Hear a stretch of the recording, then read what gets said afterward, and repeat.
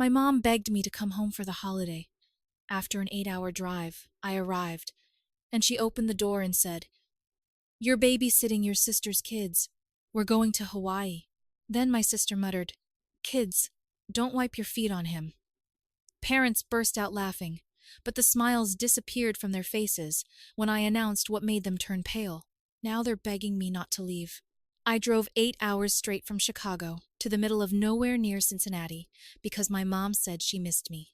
She went on and on about how much she missed her son, how the holidays weren't the same without family, how everyone was going to be there, and how great it would be if we could all just be together again like old times.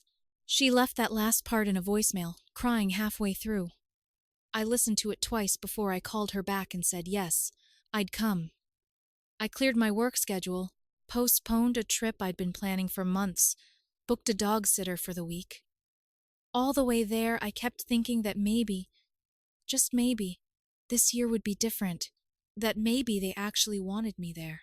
I even bought gifts, real ones, not the usual gift cards, things I actually took the time to pick out, one for each of them. By the time I pulled into the driveway, it was dark. The street was dead quiet. One of those neighborhoods that's so picturesque, it's almost fake. I sat in the car for a second, checking my phone. A text from my sister. "Hurry up, I have to pee." It didn't make sense until later. I went upstairs with my bag and rang the doorbell. My mom answered with a big smile that didn't touch her eyes and said, "You're going to take care of your sister's kids. We're going to Hawaii." She stepped aside as if it had already been decided, like I'd volunteered. Mandy walked by in flip-flops and a tank top. Mid-December, and she was dressed for a beach. "Kids, don't wipe your feet on him," they laughed. My mom, my dad, Mandy. The kids yelled something I couldn't understand and ran off. I stood in the foyer holding my bag, trying to figure out what the hell was going on. I asked her what she meant, thinking maybe it was a joke I didn't get.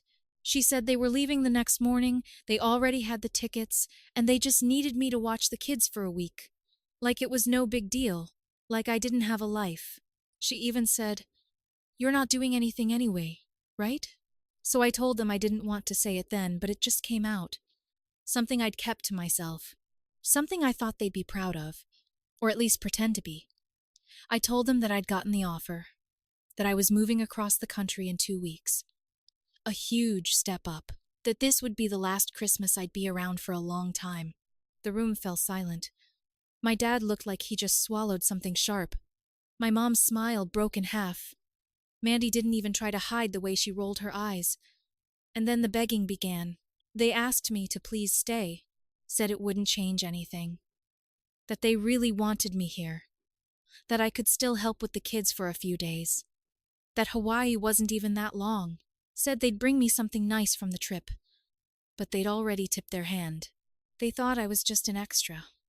The one who could be guilted into dropping everything. The one who'd always say yes. Not this time. They just didn't know it yet. I didn't freak out right away. I just let it all wash over me like cold water. Let them pack. Let them smile. Let them give me the responsibility of 2 wild children, as if they were giving me an old sweater instead of 2 living, breathing children I hadn't seen in over a year. I slept in the basement. The kids' toys were scattered everywhere. Legos, half-broken dolls, an iPad with a greasy screen that kept playing obnoxious cartoons at full volume. My old bed, gone. My mom's explanation was, "We turned your room into something more useful." I lay there staring at the ceiling thinking what a joke this was, how every time I showed up, it was on their terms. Never once had they asked if I had any plans. Never once had they offered to help me with anything. And now they'd literally left the country expecting me to drop my life. I got up early the next morning. The house was noisy, my mom yelling about sunscreen, my dad grumbling about the airline app, Mandy trying to wrangle her kids who were already sugared up from cereal. No one even looked at me until it was time to leave. Then my mom, with her suitcase already in the trunk, said, "Thanks again for doing this. I mean it. You're a lifesaver." She handed me a sheet of printer paper with some important information on it. Bedtime, snack preferences, a list of shows they're allowed to watch, which mostly just said, anything but horror or the news. Mandy leaned in, sunglasses on, already in vacation mode. Please don't let them eat marshmallows after dark. They go wild. Then she handed me a $20 bill and said, for pizza or something. A 20? They backed out of the driveway like they were running from something. My dad honked as they disappeared down the street. And just like that, I was alone with the kids in a week's worth of expectations that I never met. I didn't even know what they had really done until later that day. Around 3:00 p.m. I was looking for the Wi-Fi password and ended up opening the drawer where my mom keeps all the random papers. There was a folder with her flight itinerary, the hotel confirmation, and the receipt charged to my credit card. It hit me like a punch in the ribs. My sister had used my old card, the one we'd shared years ago when she said she needed help booking something urgent and swore she'd cancel it. Apparently, she never did. I sat there and stared at the bill. 5 nights at a luxury resort, a rental car, spa add-ons, even a snorkeling tour. It was all in my name. I called the hotel to confirm, and yes, it was mine. It was using my points too. And that's when it hit me. Clean, quiet, no screaming, no shouting, just simple. I canceled it. Every reservation, every upgrade. I watched the email come through confirming that the room had been released, the rental car returned to inventory, the excursions canceled. No refunds either. This part actually made me smile. Then I waited. At 11:40, 2 p.m., the first call came from my mom. I didn't answer. Then my dad. Then my sister. Over and over. Until she finally texted, "Why are we locked out of the hotel? What's going on?" I didn't answer. The kids were finally asleep upstairs. The house was quiet for the first time all day. I sat on the back porch with a beer from the garage fridge and looked up at the sky. No stars, just the orange haze of city lights, but still peaceful. Around 12:30, she sent the next one. "Did you cancel the reservation? Tell me you didn't. I used your card because it was easier. I wanted to pay you back." Then, "You're such a little drama queen. Grow up. Fix this." That got an answer. "Don't worry about it. I'm done fixing things for you." By the next morning, the tone had changed. They weren't angry anymore. They were desperate. My dad tried to pretend it was a misunderstanding. He said they were in a bind and just needed a few hours to figure things out. My mom sent a long paragraph about how she didn't realize the card was still active. Mandy just went silent until 3:00 p.m. She called and left a message. I didn't even listen to it. I knew exactly what was going to happen, but I wasn't done yet. By the 3rd day, the tone had completely shifted from confusion to panic. I woke up to a dozen missed calls, 2 blocked voicemails, and a string of texts from my mom that read like a prayer, each more pathetic than the last. They were staying at some cheap motel now on a beach. No air conditioning, no refund, and apparently Mandy's kids had gotten food poisoning from gas station sushi. I couldn't make that up if I tried. I made the kids pancakes again, this time with chocolate chips. I let them watch whatever they wanted. I didn't care anymore. They actually grew fond of me. Once they realized I wasn't trying to be their new parent, they calmed down. We spent that afternoon building the world's ugliest pillow fort and laughing about how my sister makes them do mindfulness breathing when they fight. One of them said, "Mommy says deep breathing makes us less annoying."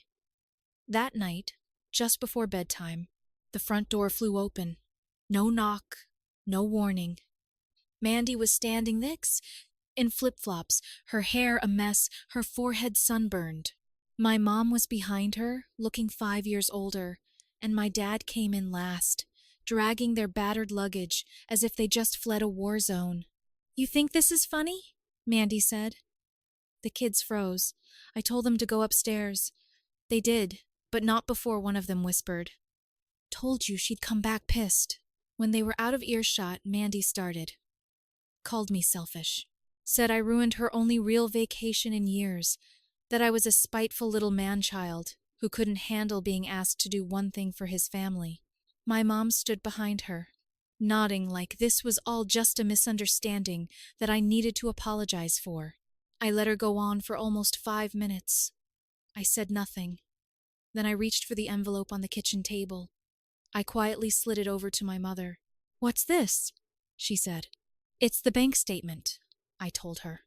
"And this," I pulled out a second sheet, "is the notice from my lawyer." I reported the fraud. My father stepped forward, but I cut him off. "She used my card without my permission. Over $4,000. You know what that's called." My mom's face fell. Mandy started yelling again, but it all turned to noise. Something about how I was blowing it out of proportion, how it was family, how no judge would take it seriously. She said if I kept pushing, I'd regret it. I told her I already had. That was when she made the mistake. She brought up Dad's will, said, "Go ahead, Nathan, report it. Do you think Mom and Dad would leave anything to someone who stabbed their own family in the back?" My mom looked horrified that she said it out loud. My dad turned away. I didn't raise my voice, I just smiled. "Thanks for confirming that's how you see it." And then I pulled out my phone and hit play on a voice memo. Mandy, 2 days earlier, screaming into the voicemail about how she'd used my card because it's easier, and how I should just fix it like I always do. She turned pale. "You recorded me?" I nodded. "And I've already sent it to my lawyer. So, yeah. Go ahead and threaten me again." That was the first time I'd ever seen my mother sit down without being told to. Mandy stormed out. My dad didn't say a word. I stayed one more night for the kids, but I was done being quiet. I left before sunrise. I didn't clean up breakfast, fold the sheets off the basement futon, write a note. I just grabbed my duffel bag, put the key on the kitchen counter, and walked out the same door they walked out when they left me babysitting for a week without asking. I drove straight back to Chicago, not even stopping for coffee. My phone kept buzzing, but I didn't check it. I figured Mandy had already started rewriting the story before I got on the freeway. She was always that fast. Facts never really slowed her down. About halfway through Indiana, I gave in and looked. 62 missed messages, 12 voicemails, 6 from unknown numbers. A group chat I hadn't seen active since my grandmother's funeral had lit up with over 100 texts. Mandy had gone into overdrive. Sent a carefully edited version of events to every relative with a phone. Said I'd ruined her vacation out of spite. Claimed I manipulated them into using my card. Then turned around and threatened legal action. She ended it with something like, "Family means nothing to him. He's changed." That part was true. I had changed. The thing is, Mandy thought she was smart. She thought she could get everyone on her side with guilt and half-truths, as usual. But she didn't realize that something had changed. People had been biting their tongues for years, and now she was giving them an excuse to open up. The first response came from Aunt Melanie. Just one sentence. "Didn't you once borrow my car for a weekend and return it 2 months later with a broken window?" Then my cousin Josh added, "Nathan doesn't need to manipulate anyone. He's the only one in this family with a job that doesn't involve lying or commissions." One by one, people started chiming in, not just defending me, but dragging them along. Stories I didn't even know. Old debts, Christmas drama, times she forgot birthdays, or showed up late and drunk at family functions. One person called her a walking tax write-off. Another said she made them pay for their own food at her child's birthday party. By the time I pulled into my apartment's parking garage, the group chat was on fire. My mother had tried to intervene once, saying, "Let's all calm down," but she was too late.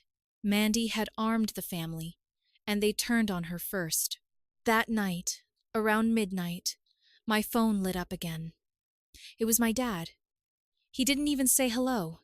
He just launched into a half-hearted explanation about how things had gotten out of hand, how Mandy never meant to use the card, how maybe it would be best if we all just sat down and talked like adults. I asked him a question. "Why didn't you stop it when you saw it happening?" He got quiet. Then he said, "I didn't think it was that serious. That was always the problem. It was never serious to them unless it cost them something. Then came the messages from people I hadn't talked to in years. Cousins, uncles, a woman I barely remembered from a family reunion in Michigan. Most of them said the same thing. Good for you. It's about time somebody said something.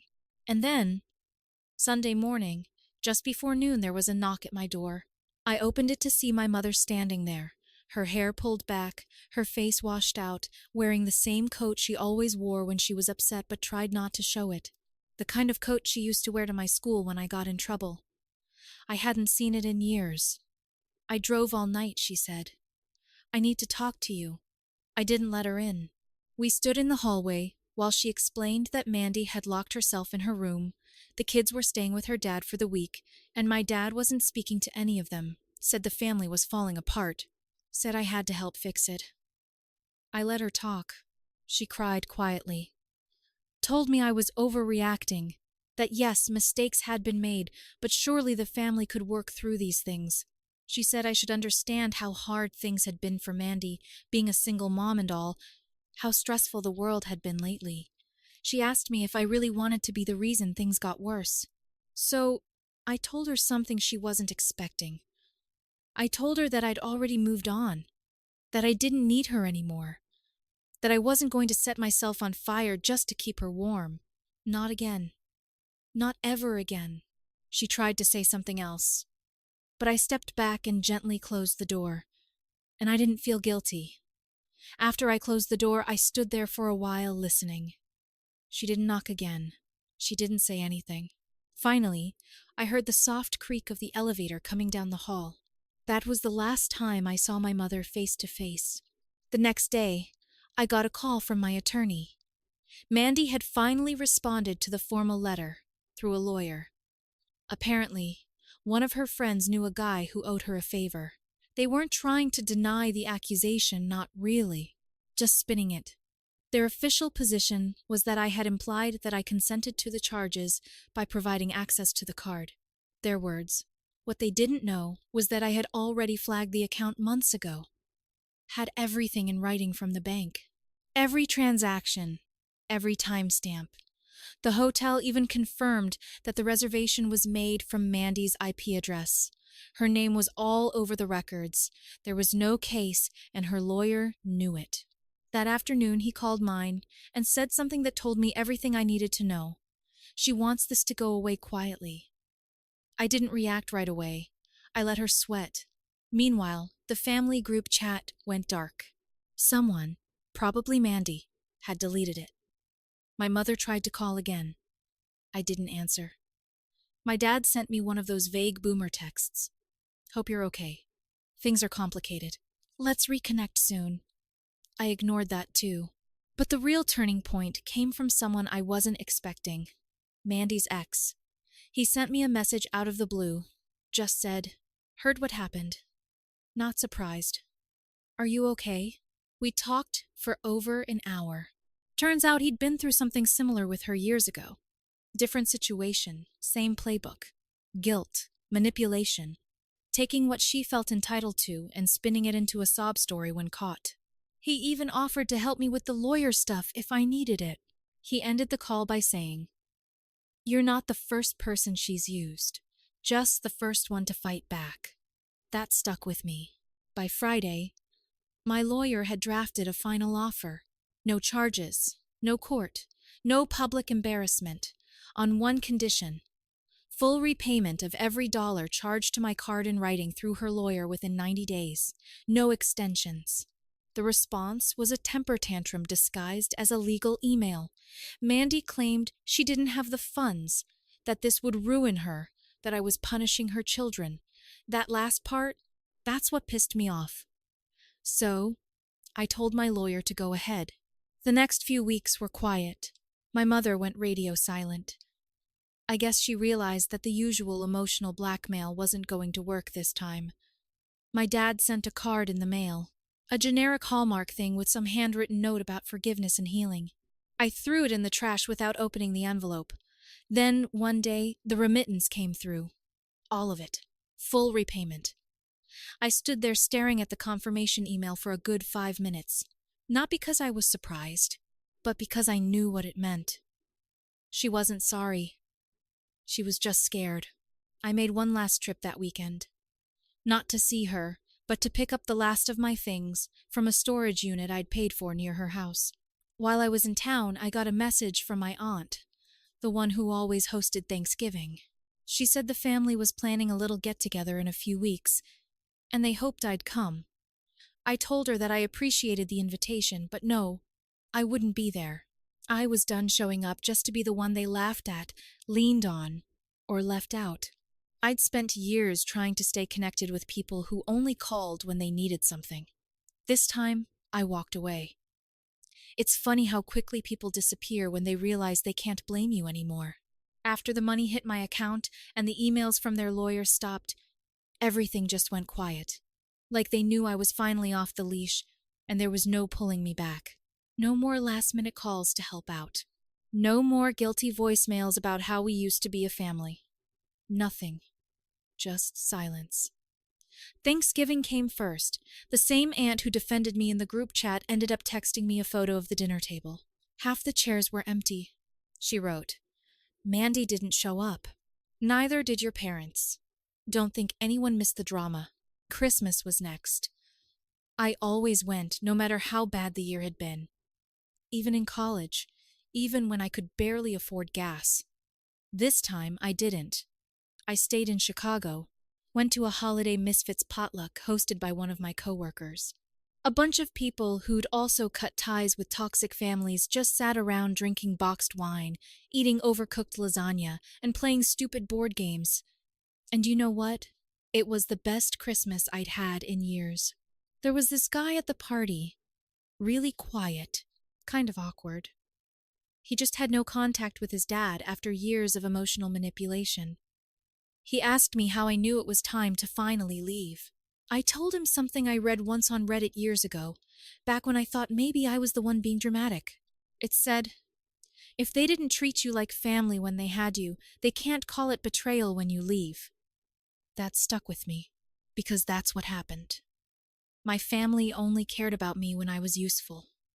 When I drove 8 hours and slept in the basement. When I paid for things they didn't want to pay for.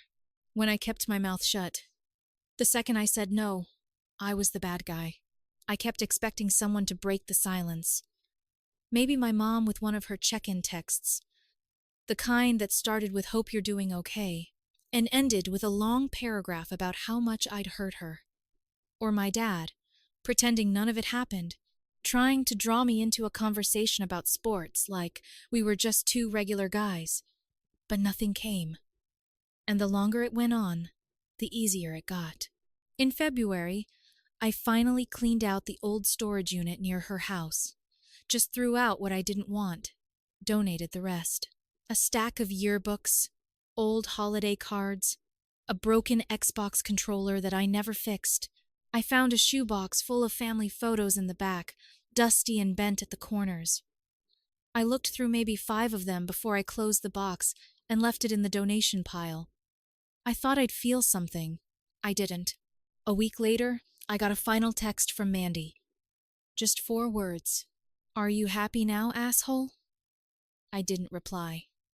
Because I was. Not the kind of happy that makes you jump up and down, but the quiet kind. The kind where you wake up in the morning and your stomach isn't in knots. The kind where you make plans for the future and don't have to worry about how much emotional energy your family is draining from you. The kind where you finally stop feeling like someone else's backup plan. I still don't talk to them. I probably never will again. But I don't hate them. I don't wish them pain. I just don't wish them anything. And I think that's what peace really looks like. My update. So, I didn't think I'd be back here, honestly.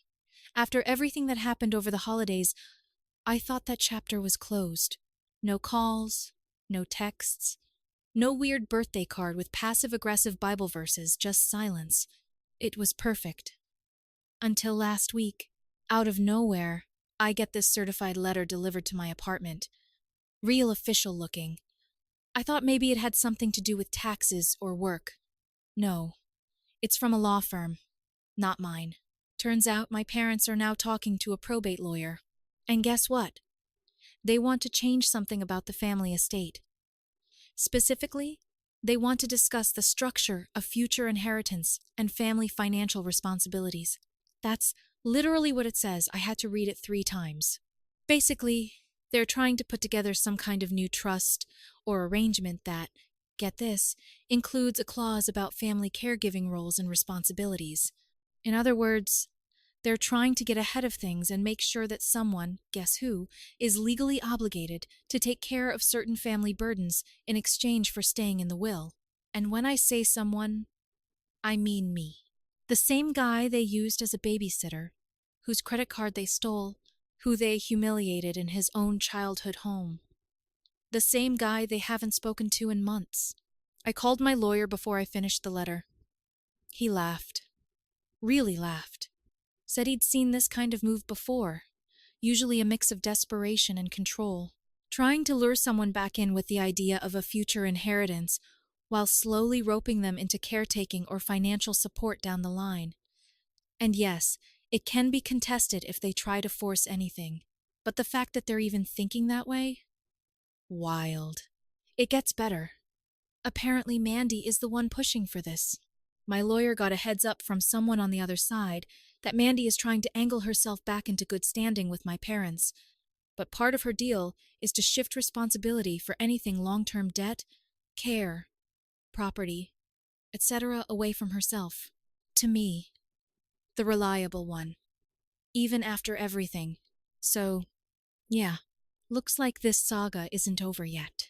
I'll keep you posted if I end up in a legal showdown over a house I don't even want and responsibilities I never asked for. Reddit was right. Just when you think you're out, they try to drag you back in. Not this time.